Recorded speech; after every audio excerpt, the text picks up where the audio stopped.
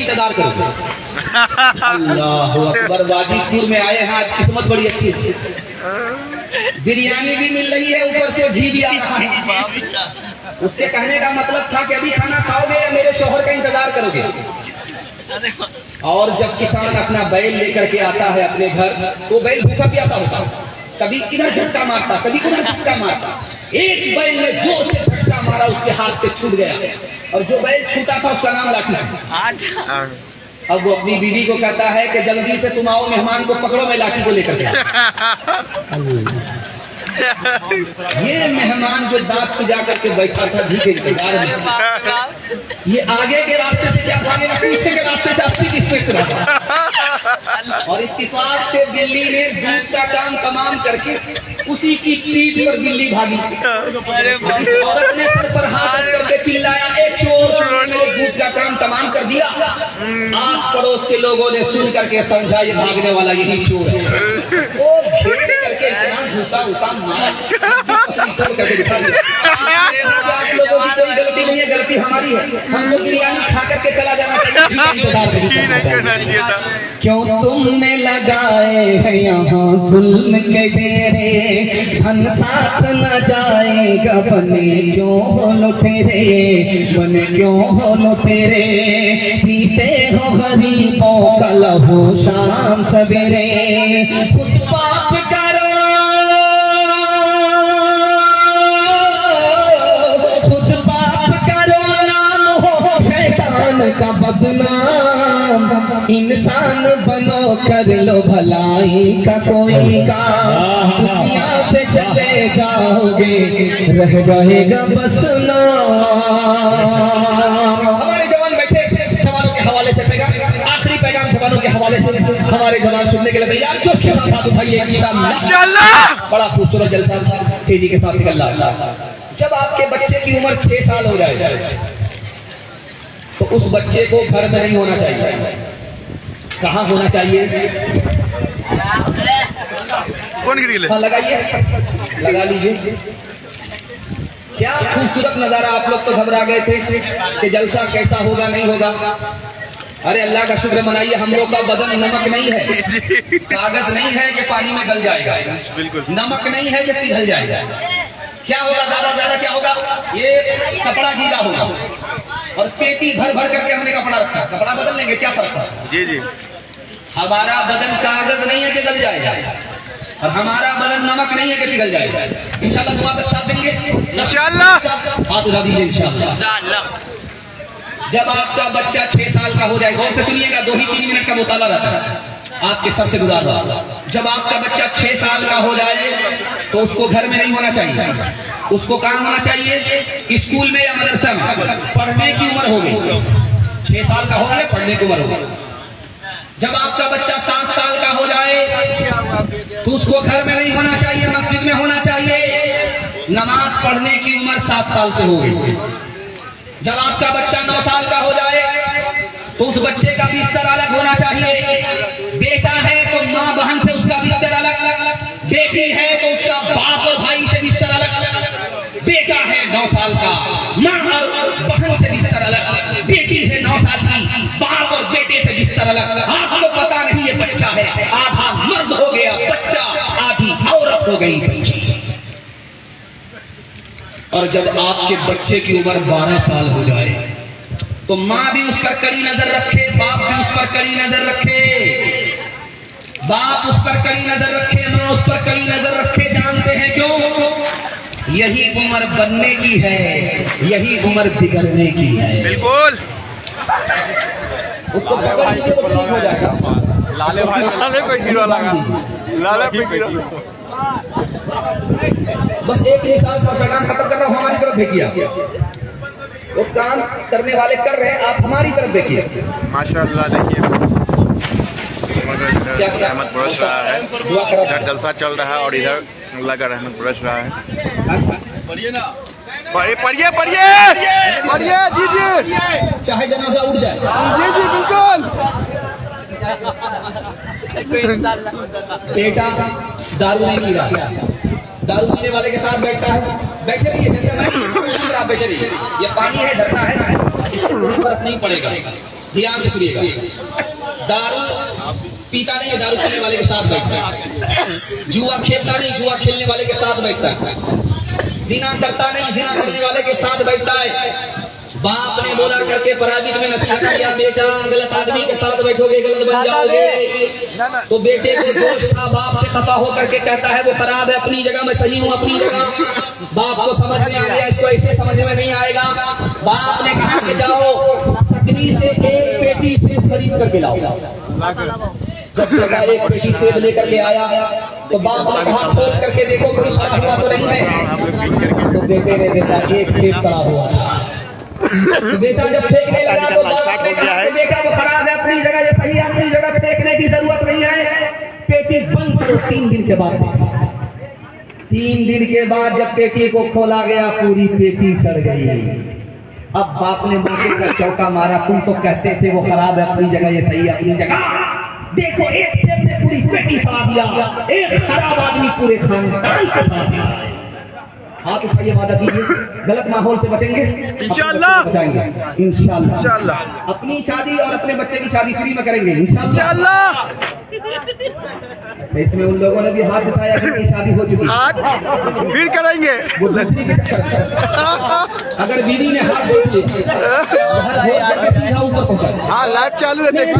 बच्चे तेरे अंजाम से जी डरता है, तेरी दुश्मन ही ना साबित हो जवानी तेरी।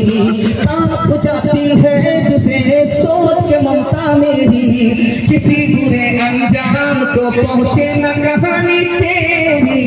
मेरे बचपन को जवानी की दुआ देता हूँ और दुआ दे के परेशान सा हो जाता हूँ। आखिरी पैगाम ज़हमत तमाम। अभी आप देख रहे हैं कि वाजिदपुर में लोग अमीर भी हैं, गरीब भी हैं। आज का जलसा आप सुन लीजिए, मेरे पैगाम की आप हिफाजत कर लीजिए। एक आदमी इसको लेकर के खड़े रहिए भाई, खड़े रहने से आपको दोहरा सवाब मिलेगा। एक आदमी इसको लेकर के खड़े रहिए, जलसा खत्म पूरा 5 मिनट में अल्लाह का रहमत बरस रहा है। औरतों के हवाले से, माँ बाप के हवाले से, और पैगाम खत्म हो जाएगा। 5 मिनट का आपका जलसा है, थोड़े से हौसले के साथ इसको सुन लीजिएगा इंशाअल्लाह। यहाँ आप देख रहे हैं कुछ लोग अमीर हैं, कुछ लोग गरीब हैं, लेकिन आज की तकरीर को आप सुन लीजिए और इस पैगाम को हिफाजत से याद रखिए। आप अगला साल जब जलसा होगा तो इस बस्ती में 99 लोग अमीर होंगे, एक ही आदमी गरीब होगा। सुनने के लिए तैयार हैं? हाथ उठा दीजिए इंशाअल्लाह। ध्यान से सुनिएगा। आपके वाजिदपुर में रमजान में अलविदा जुमा में एक ऐलान हुआ था। वो ऐलान क्या था? 7:30 बजे ईद की नमाज ईदगाह में होगी, 8:30 बजे ईद की नमाज ईदगाह में होगी, 9:30 बजे ईद की नमाज ईदगाह में होगी। जैसे ही ऐलान हुआ, एक मुक्तदी खड़ा होकर के बोला, इमाम साहब मस्जिद में ईद की नमाज पढ़ोगे तो पढ़ेंगे, ईदगाह में पढ़ोगे तो नहीं पढ़ेंगे। अब इमाम साहब ने उसको बुला करके कहा, अल्लाह का बंदा, ईद की नमाज है, ईदगाह में पढ़ी जाती है, तुम ईदगाह में क्यों पढ़ना नहीं चाहते हो? उसने कहा कि मेरे भाई का 10 साल से केस चल रहा है, वो ईदगाह में पढ़ता, वो ईदगाह में पढ़ेगा, मैं नहीं।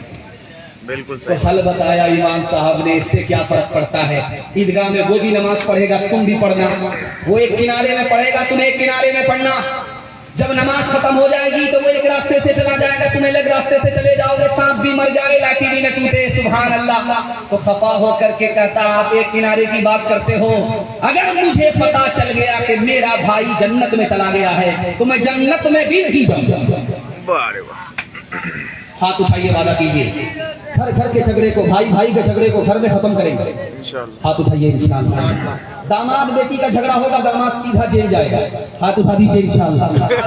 जिंदाबाद जिंदाबाद ऐ मोहब्बत जिंदाबाद, जिंदाबाद जिंदाबाद ऐ मोहब्बत जिंदाबाद। मंदिर में तू, मस्जिद में तू ही है ईमानों में, मुरली की तानों में तू ही है आजानों में, मुरली की तानों में तू ही है आजानों में। तेरे ही दम से दीनो धर्म की,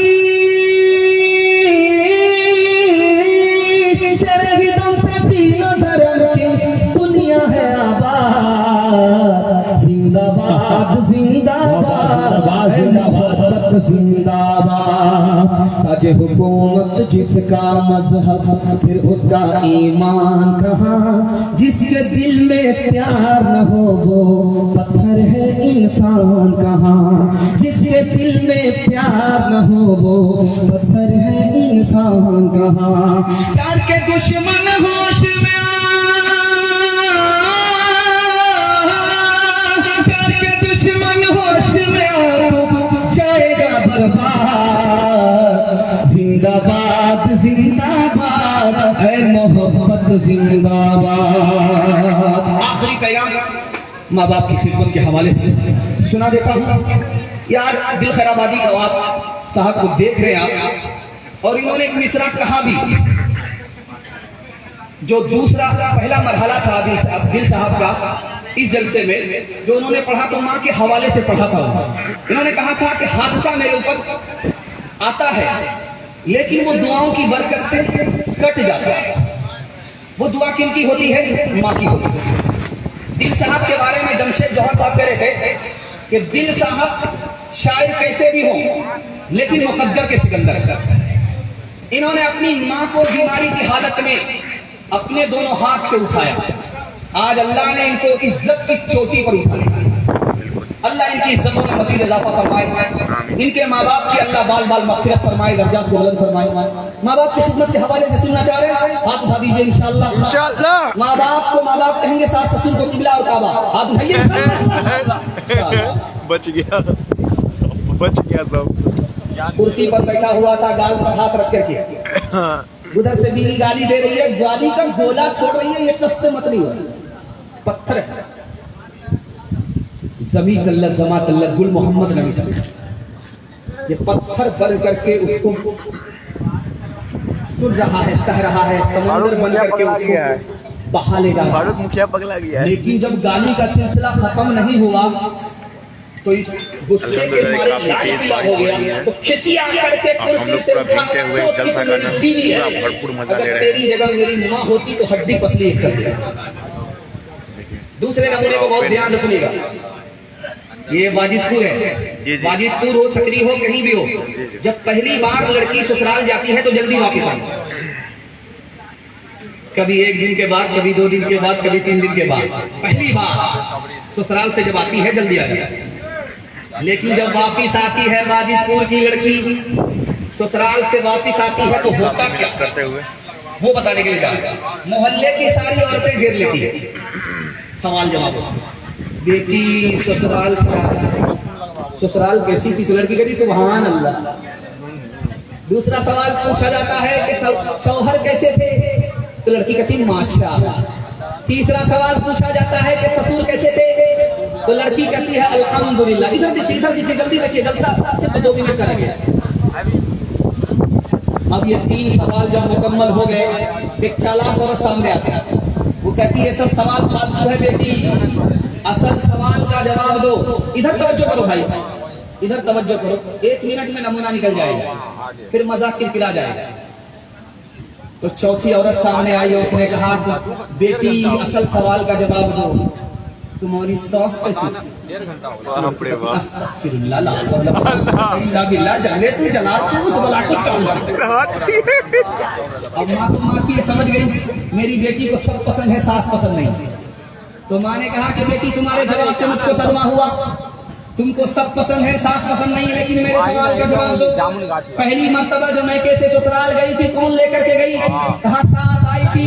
100 लड़की ने मुझको पसंद किया, 99 को कैंसिल किया, मुझको अपने बेटे की बहू बनाकर मैके से ससुराल ले गई। अब माँ ने मौके का चौका मारा, बेटी ये सास का ही एहसान है, इतनी अच्छी ससुराल मिल गई।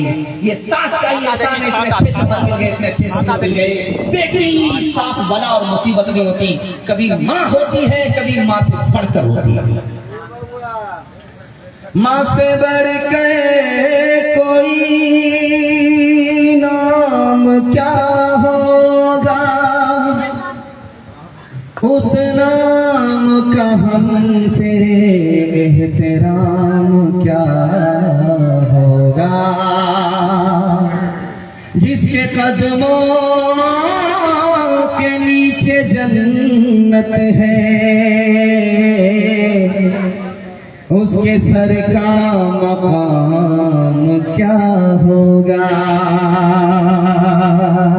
माँ बाप तर से है पीने को पानी, बेटा है राजा बहू फुलवारानी, बेटा है राजा बहू फुल